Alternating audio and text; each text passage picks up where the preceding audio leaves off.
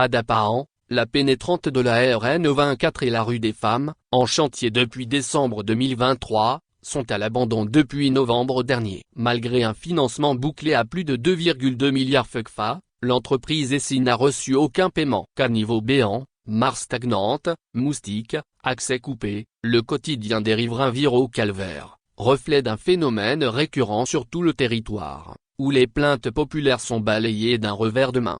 Le bitumage de la pénétrante de la RN 24 et de la rue des Femmes, dans le quartier Konkouaré à Dapahan, devait changer le visage de cette zone. Montant du projet, de 228 153 895 FCFA. Délai d'exécution, 8 mois. Lancement en grande pompe en décembre 2023. Mais depuis novembre 2024, silence total. Les engins ont disparu, les travaux sont à l'arrêt. Raison: aucun décompte n'a été payé à l'entreprise Essi, malgré la disponibilité annoncée du financement. La saison des pluies a transformé les caniveaux inachevés en véritables mares stagnantes. Les riverains pataugent dans la boue, les entrées des maisons sont obstruées, les moustiques prolifèrent. Des passages de fortune, faits de planches ou de ferraille tordues, tentent tant bien que mal de relier les deux côtés de la route, mais constituent un danger permanent, surtout pour les enfants.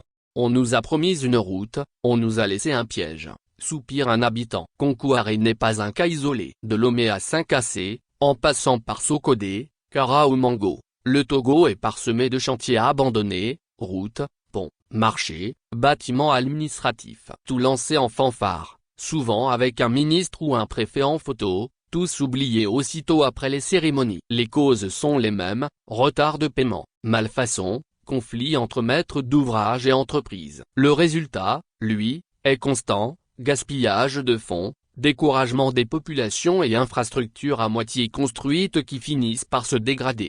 Le plus amer, pour les habitants, ce n'est pas seulement la route laissée en plan, c'est l'impression d'être ignoré. Le 27 juillet dernier, à Pia, alors que des évalas rendaient visite à Forgues-Nassimbe, président du conseil, Pascal Bodjona déclarait: les chiens qui aboient ne font pas rugir le lion.